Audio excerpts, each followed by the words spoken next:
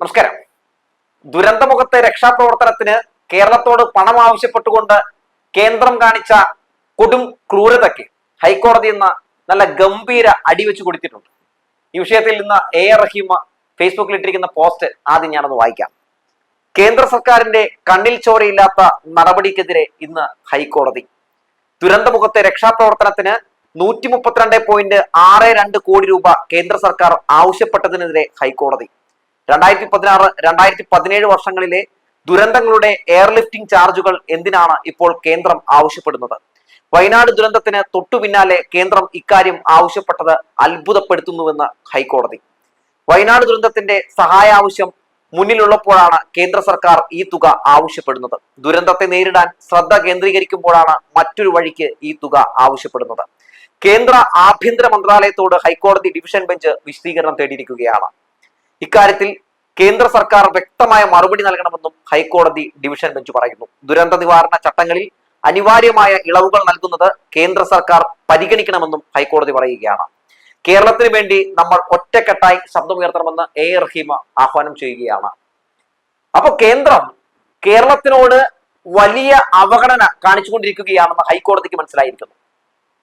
ഈ ദുരന്തമുഖത്ത് എങ്ങനെ കേരളത്തെ ഇനിയും വലിയ ദുരന്തങ്ങളിലേക്ക് തള്ളിവിട്ടുകൊണ്ട്, പ്രതിസന്ധിയിലേക്ക് തള്ളിവിട്ടുകൊണ്ട് വീർപ്പ് മുട്ടിക്കാമെന്നാണ് കേന്ദ്രം വിചാരിക്കുന്നതെന്ന്, അല്ലെങ്കിൽ കേന്ദ്രം അത്തരം നീക്കങ്ങളാണ് നടത്തുന്നതെന്ന് ഹൈക്കോടതി മനസ്സിലാക്കിയിരിക്കുന്നു. അതുകൊണ്ടാണ് ഹൈക്കോടതി അതിശക്തമായ ഭാഷയിൽ, രൂക്ഷമായ ഭാഷയിൽ നിന്ന് കേന്ദ്ര സർക്കാരിനെ വിമർശിച്ചിരിക്കുന്നത്. ഒന്ന് ആലോചിച്ച് നോക്കണം. രാജ്യത്തെ നടുക്കിയ ഒരു വലിയ മഹാദുരന്തമാണ് വയനാടിൽ, ഇന്ത്യയിൽ തന്നെയാണ് കേട്ടോ ഈ കേരളം ഉള്ളത്. ഈ കേരളത്തിലെ വയനാടിൽ സംഭവിച്ചതാണ്. പക്ഷേ ഇന്ത്യയിലല്ല കേരളം എന്ന മട്ടിലാണ് പ്രധാനമന്ത്രി നരേന്ദ്രമോദിയുടെ ഇടപെടൽ, NDA സർക്കാരിന്റെ ഇടപെടൽ. ഇത്തരമൊരു സംഭവം നടന്നിട്ട് ഇതുവരെ ഒരു കേന്ദ്ര സഹായം നമ്മുടെ കേരളത്തിന് വേണ്ടി, വയനാട് ജനതയ്ക്ക് വേണ്ടി കൊടുക്കാൻ ഈ പറയുന്ന നമ്മുടെ നരേന്ദ്രമോദിക്ക് കഴിഞ്ഞിട്ടില്ല. ഇവിടെ വന്ന് ഒരു ഫോട്ടോഷൂട്ട് നടത്തി അണ്ണൻ അങ്ങ് വിട്ടു.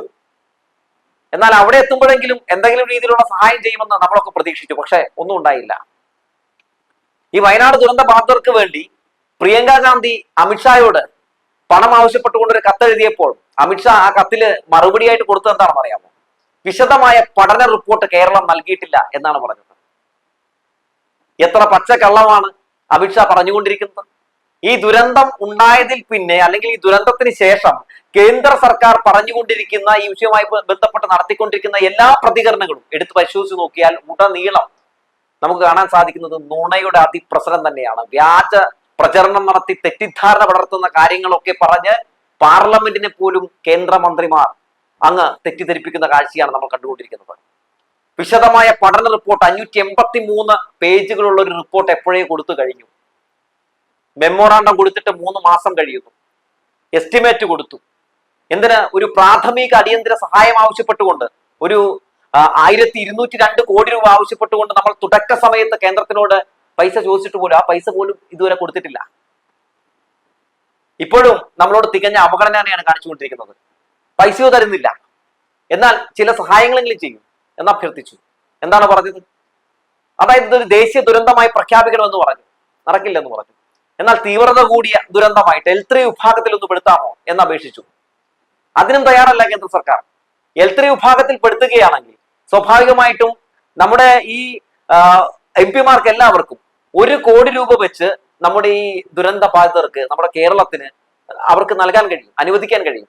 അപ്പൊ അതൊന്നും കിട്ടരുത് എന്ന നിലപാടാണ് കേന്ദ്രം സ്വീകരിച്ചിരിക്കുന്നത്. മാത്രവുമല്ല, L3 വിഭാഗത്തിൽ പെടുത്തുകയാണെങ്കിൽ ദുരന്ത പ്രതികരണ നിധിയിൽ നിന്നും പണം നൽകാനായിട്ട് ഇവർ ബാധ്യസ്ഥരാകും കേന്ദ്ര സർക്കാർ. അപ്പൊ എല്ലാ രീതിയിലും ബുദ്ധിമുട്ടിക്കുക എന്നതാണ് കേന്ദ്രത്തിന്റെ പ്രധാനപ്പെട്ട ലക്ഷ്യമെന്ന് ഇതിൽ നിന്ന് നമുക്ക് വ്യക്തമാണ്. അതായത് ഒരു കാര്യം ചെയ്യൂ. ഈ ദുരന്ത നിവാരണ നിയമത്തിലെ 13ാം വകുപ്പ് ഉപയോഗിച്ച് ഇവരുടെ കടങ്ങളൊക്കെ ഒന്ന് എഴുതി തള്ളു എന്ന് മുഖ്യമന്ത്രി ആവശ്യപ്പെട്ടു. ഇല്ല, അതിനൊന്നും പറ്റില്ല എന്ന നിലപാട് തന്നെയാണ് കേന്ദ്ര സർക്കാർ സ്വീകരിക്കുന്നത്. ഒരു രീതിയിലുള്ള സഹായവും നൽകാൻ ഞങ്ങൾക്ക് മനസ്സില്ല എന്ന നിലപാട് സ്വീകരിക്കുകയാണ്. എന്നിട്ട് എയർലിഫ്റ്റിംഗ് നടത്തിയ വകയിൽ ചിലവായ തുക ചോദിക്കുന്നു. അങ്ങനെ പല രീതിയിലുള്ള തുകകൾ ചോദിച്ചുകൊണ്ട് വീണ്ടും കേരളത്തെ അങ്ങ് ബുദ്ധിമുട്ടിക്കുകയാണ്. ആ ഒലിച്ചുപോയ ഗ്രാമങ്ങളെ പുനരധിവസിപ്പിക്കാൻ വേണ്ടി ഉറ്റവരും ഉടയവരും നഷ്ടപ്പെട്ട, ഉപജീവന മാർഗം നഷ്ടപ്പെട്ടവർക്ക് ഒരു പുതിയ ജീവിതം നൽകാൻ വേണ്ടി സർക്കാർ കിണഞ്ഞു പരിശ്രമിക്കുന്നുണ്ടെന്ന് കേന്ദ്ര സർക്കാരിന് മനസ്സിലായിരിക്കുന്നു. അപ്പോ അതിനെ എല്ലാ രീതിയിലും അങ്ങ് തളർത്താൻ ശ്രമം നടത്തുകയാണ് കേന്ദ്ര സർക്കാർ.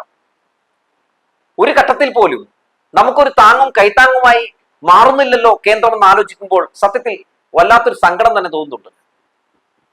ത്രിപുരയിൽ, ഹിമാചൽ പ്രദേശിൽ, സിക്കിമിൽ, ഉത്തരാഖണ്ഡിൽ ഇവിടെയൊക്കെ ദുരന്തങ്ങൾ സംഭവിച്ചതൊക്കെ നമ്മൾ കണ്ടിട്ടുണ്ട്. പക്ഷെ ആ ഒരു ഘട്ടങ്ങളിലൊന്നും ഇങ്ങനൊരു വിശദമായ പഠന റിപ്പോർട്ട് തന്നാലേ ഞങ്ങൾക്ക് പൈസ തരാൻ കഴിയും, അല്ലെങ്കിൽ ഇത്തരത്തിലുള്ള മാനദണ്ഡങ്ങളുണ്ട് എന്നൊന്നും ഇവരോടൊന്നും പറഞ്ഞ് നമ്മൾ കേട്ടില്ല. അവർക്ക് എല്ലാവർക്കും അർഹതപ്പെട്ട തുക ചോദിക്കാതെ തന്നെ കൊടുക്കുന്ന സാഹചര്യം നമ്മൾ കണ്ടു. അവർക്ക് കൊടുക്കണ്ട എന്നല്ല, അവിടെയുള്ള ആൾക്കാർ മനുഷ്യരാണ്. പക്ഷേ കേരളത്തിനോട് മാത്രം എന്താണ് ഇങ്ങനൊരു അവഗണന എന്നൊരു ചോദ്യം പൊതുവെ കേരളത്തിൽ നിന്ന് ഉയർന്നു കേൾക്കുന്നുണ്ട്. അതിന് വ്യക്തമായ ഒരു മറുപടി നൽകാൻ ഇപ്പോഴും ഈ പറയുന്ന കേന്ദ്ര നേതൃത്വത്തിന് കഴിഞ്ഞിട്ടില്ല, കേന്ദ്രത്തിന് കഴിഞ്ഞിട്ടില്ല. നമുക്കറിയാം, ഈ ദുരന്തവുമായി ബന്ധപ്പെട്ട് ത്രിപുരയ്ക്കും അതുപോലെ തന്നെ ഉത്തരാഖണ്ഡിനും ഹിമാചൽ പ്രദേശിനും സിക്കിമിനും ഒക്കെ തുക അനുവദിച്ചു. വലിയ തുകയാണ് അനുവദിച്ചത്. എന്തിന്? ബീഹാറിൽ ദുരന്തം സംഭവിക്കുന്നതിന് മുമ്പ് തന്നെ 11,500 കോടി രൂപയാണ് കേന്ദ്രം കൊടുത്തത്. ദുരന്തത്തെ ചെറുക്കാൻ വേണ്ടി പദ്ധതികൾ ആവിഷ്കരിച്ചപ്പോൾ, അതിനുവേണ്ടി ഫണ്ട് അനുവദിച്ചപ്പോൾ കേരളത്തിനെ മാത്രം അങ്ങ് മാറ്റി നിർത്തി. മറ്റുള്ള സംസ്ഥാനങ്ങൾക്കൊക്കെ വാരിക്കോരി കൊടുത്തു. എന്ത് നിലപാടാണ്, എന്ത് രീതിയിലുള്ള ഇരട്ടത്താപ്പുകളാണ് നമ്മുടെ കേന്ദ്ര സർക്കാർ സ്വീകരിക്കുന്നതെന്ന് മനസ്സിലാക്കൂ. എന്നാൽ ഇവിടെ നിന്ന് നമ്മുടെ കേരളത്തിൽ നിന്ന് ഏകദേശം 20 MP അവിടെയുണ്ട്. എന്നാൽ 19 MP ഈ കേരളത്തിന്റെ ആവശ്യത്തിന് വേണ്ടി ശബ്ദം ഉയർത്തുമ്പോൾ ഒരു MP എന്താണ് ചെയ്തുകൊണ്ടിരിക്കുന്നത്? BJPയുടെ MP സുരേഷ് ഗോപി കേരളത്തിനെതിരെ ഒരു അക്ഷരം മിണ്ടാതെ നിശബ്ദനായിട്ടിരിക്കുകയല്ലേ. അപ്പൊ ഇത്തരം സാഹചര്യങ്ങളിൽ, ഇത്തരം വിഷയങ്ങളിൽ കേന്ദ്രം കേരളത്തിനോട് കാണിക്കുന്ന അവഗണന ജനങ്ങൾ തിരിച്ചറിയേണ്ടതുണ്ട്. സുരേഷ് ഗോപിമാരെ ഇവിടെ നിന്ന് ജയിപ്പിച്ചു വിട്ടിട്ടുണ്ടെങ്കിൽ എന്താണ് സംഭവിക്കുക എന്നെല്ലാവർക്കും മനസ്സിലായിരിക്കുന്നു. നമ്മുടെ കേരളത്തിനോട് കേന്ദ്രം അവഗണന കാട്ടാനുള്ള പ്രധാനപ്പെട്ട കാരണം ഒരു BJP MP ഇല്ലാത്തത് കൊണ്ടാണ് എന്നാണല്ലോ പലരും നേരത്തേക്ക് പറഞ്ഞുകൊണ്ടിരുന്നത്. ഇപ്പൊ BJPക്ക് ഒരു MP ഉണ്ടായപ്പോ എന്തായി? കേന്ദ്ര ബഡ്ജറ്റിൽ കോടിക്കണക്കിന് രൂപ പ്രഖ്യാപിക്കും എന്നൊക്കെയായിരുന്നല്ലോ പ്രഖ്യാപനം. എന്നിട്ട് അനുവദിച്ചോ? കേരളം എന്ന് പറയുന്ന ഒരു പേര് നിർമ്മലാ സീതാരാമൻ കേന്ദ്ര ബഡ്ജറ്റ് അവതരിപ്പിക്കുന്ന സമയത്ത് പറഞ്ഞ് നിങ്ങൾ ആരെങ്കിലും കേട്ടോ? കേട്ട് കാണില്ല. കാരണം പറഞ്ഞിട്ടില്ല. മാത്രവുമല്ല, സുരേഷ് ഗോപി നൽകിയ ഏതെങ്കിലും ഒരു വാഗ്ദാനം, അല്ലെങ്കിൽ നരേന്ദ്രമോദി നൽകിയ ഏതെങ്കിലും ഒരു ഗ്യാരണ്ടി ഇവിടെ നടപ്പിലാക്കി, അല്ലെങ്കിൽ അത് പാലിച്ച് നമ്മൾ കണ്ടോ? ഉണ്ടാവില്ല. കാരണം ഒന്നും നടന്നില്ല എന്നുള്ളതാണ്. മാത്രവുമല്ലല്ലോ, ഈ വിഷയവുമായി ബന്ധപ്പെട്ട്, ഈ വയനാട് ദുരന്തവുമായി ബന്ധപ്പെട്ട് എത്തരത്തിലുള്ള നാശനഷ്ടങ്ങളാണ് അവിടെ സംഭവിച്ചത് നമ്മളൊക്കെ കണ്ടതാണ്. എന്നാൽ ഒരു ബിസ്ക്കറ്റെങ്കിലും മേടിച്ചു കൊടുക്കാനുള്ള പൈസ കൊടുക്കുന്നില്ലല്ലോ. അതൊന്നും. മറിച്ച് ഒരു സ്ഥലത്ത് ദുരന്തം സംഭവിക്കുമ്പോൾ ആ ദുരന്ത പ്രദേശം സന്ദർശിച്ച് അവിടെ ദുരന്തബാധിതരെ കണ്ട് അവരുമായിട്ട് ഫോട്ടോഷൂട്ട് നടത്തി അത് മറ്റൊരു രീതിയിൽ രാഷ്ട്രീയ വളർച്ചയ്ക്ക് വേണ്ടി ഉപയോഗപ്പെടുത്തുന്ന കേന്ദ്ര സർക്കാരിനെയാണ് നമ്മൾ കണ്ടത്. ഇന്ത്യയുടെ പ്രധാനമന്ത്രിക്ക് വയനാടിന് വേണ്ടി ഒന്നും ചെയ്യാൻ കഴിയുന്നില്ല എന്ന് പറഞ്ഞാൽ നിങ്ങൾ പൂർണ്ണ പരാജയമാണ്. നിങ്ങൾ സുരേഷ് ഗോപിയാണ് എന്ന് വേണമെങ്കിൽ പറയാം. സുരേഷ് ഗോപി എന്ന് പറയുന്ന ഈ ഒരു MP സത്യത്തിൽ നമ്മളെ കാണിച്ചിരുന്ന ഒരു വലിയ പാഠമുണ്ട് കേട്ടോ. ഇവിടുന്ന് 20 MP BJPയുടേതായാൽ പോലും കേരളത്തിന് ഒരു സഹായവും കേന്ദ്രം ചെയ്യില്ല എന്ന് തന്നെയാണ് കാണിച്ചിരുന്നത്. കാരണം നമുക്ക് ആവശ്യം എന്താണെന്ന് അറിയാമോ?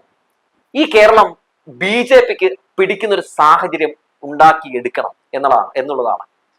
കാരണം എന്നാലാണ് ഒരു അജണ്ടകൾ നടപ്പിലാക്കാൻ പറ്റും. വർഗീയത അഴിച്ചുവിട്ട് ഫാസിസ്റ്റ് ഭരണം കാഴ്ചവെച്ചുകൊണ്ടാണല്ലോ ഇവർ ഭരിക്കുന്ന പല സംസ്ഥാനങ്ങളിലുമൊക്കെ ഭരണം നടത്തുന്നത്. മണിപ്പൂരിലേക്ക് അവസ്ഥ നമുക്ക് അറിയാവുന്നതാണ്, ഞാൻ പറയേണ്ട കാര്യമില്ല. അപ്പൊ അത്തരത്തിലുള്ള ഭരണങ്ങൾ കാഴ്ചവെക്കണമെങ്കിൽ, അല്ലെങ്കിൽ ഇവരുടെ അഴിഞ്ഞാട്ടം നടത്തണമെങ്കിൽ നമ്മുടെ കേരളം അവർക്ക് പിടിക്കണമെങ്കിൽ എന്ത് ചെയ്യണം? അതായത് നിലവിലുള്ള സർക്കാരിനെതിരെ ജനങ്ങളെ തിരിക്കണം. അതിനുവേണ്ടിയുള്ള ചില വിക്രികളൊക്കെയാണ് ഈ കാണിച്ചുകൊണ്ടിരിക്കുന്നത്. അതിന് ചൂട്ടുപിടിക്കുന്നത് ഏത് രാഷ്ട്രീയ പാർട്ടിയിലുള്ള ആളുകളായാലും അവരൊക്കെ നാളെ അനുഭവിക്കേണ്ടി വരും. കാരണം BJPയുടെ അജണ്ട കേരളത്തിൽ നടപ്പിലാക്കുന്ന അല്ലെങ്കിൽ നടപ്പിലാക്കപ്പെടുന്ന സാഹചര്യം ഉണ്ടായാൽ അത് കേരളത്തിന് വലിയ അപകടം ഉണ്ടാക്കുന്ന, അല്ലെങ്കിൽ വലിയ ദുരന്തം സമ്മാനിക്കുന്ന ഒരു ദിനമായിരിക്കും എന്ന കാര്യത്തിൽ ഒരു തർക്കവുമില്ല. അതുകൊണ്ട് ഇത്തരം സന്ദർഭങ്ങളിൽ, ഇത്തരം വിഷയങ്ങളിൽ ഒറ്റക്കെട്ടായി നിന്നുകൊണ്ട് രാഷ്ട്രീയം പോലും മാറ്റിവെച്ചുകൊണ്ട് കേന്ദ്ര സർക്കാരിനെതിരെ നമ്മൾ ശബ്ദം ഉയർത്തേണ്ടതുണ്ട്. ആ വയനാട് ദുരന്ത ബാധിതർക്ക് ആവശ്യപ്പെട്ട കേന്ദ്ര സഹായം എത്തുന്നത് വരെ രാഷ്ട്രീയമൊക്കെ മാറ്റിവെച്ച് ഈ വിഷയത്തിൽ ഒറ്റക്കെട്ടായി നിങ്ങൾ നിയമസഭയിലും പാർലമെന്റിലും ഒക്കെ ശബ്ദം ഉന്നയിക്കണമെന്നാണ് UDFന്റെ ഒക്കെ MLA മാരോടും MP മാരോടൊക്കെ നമുക്ക് പറയാനുള്ളത് എന്ന് പറഞ്ഞു വെച്ചുകൊണ്ട് നിർത്തുകയാണ്.